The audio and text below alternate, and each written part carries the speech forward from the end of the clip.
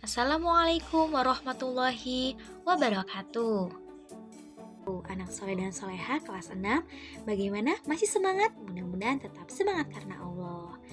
Baik, nah hari ini kita akan belajar ilmu pengetahuan sosial KD-nya 3.4 tentang manfaat kemerdekaan bagi kesejahteraan bangsa Indonesia. Masih tema 2, subtema 3. Silahkan anak soleh dan soleha disimak baik-baik ya videonya. Boleh bagi yang sudah ada buku, kitab, tematik penanya, boleh disimak juga. Nah, apa saja sih manfaat kemerdekaan bagi bangsa Indonesia?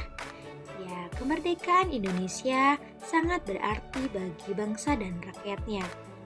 Kemerdekaan juga berpengaruh terhadap kesejahteraan rakyat Indonesia. Salah satunya yang pertama yaitu bidang pendidikan.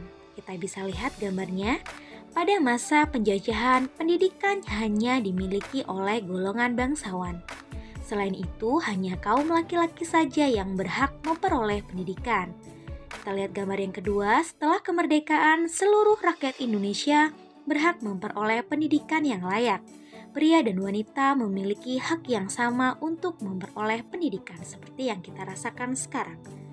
Yang kedua, di bidang perekonomian. Kita lihat gambarnya. Pada masa penjajahan, keadaan perekonomian sebagian besar rakyat Indonesia sangat sulit.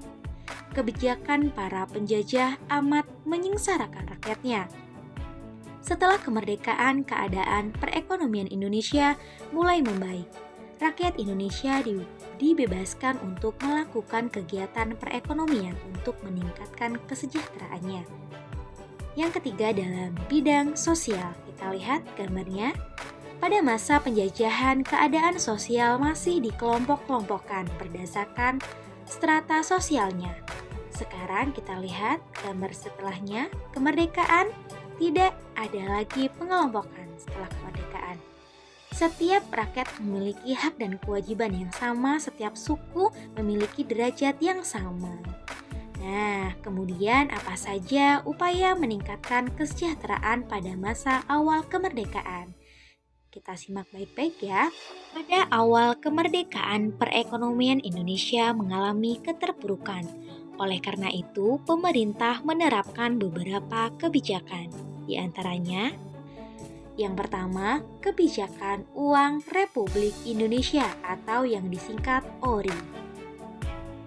Pada tanggal 1 Oktober 1946, pemerintah mengeluarkan larangan menggunakan mata uang nica dan digantikan dengan mata uang ori atau uang Republik Indonesia. Yang kedua, konferensi ekonomi. Bisa dilihat gambarnya, pada tahun 1946, Menteri Kemakmuran Darmawan Sumo mengundang para kepala daerah di Pulau Jawa untuk mengadakan konferensi ekonomi yang tujuannya untuk memperoleh kesepakatan dalam mengatasi masalah perekonomian yang melanda.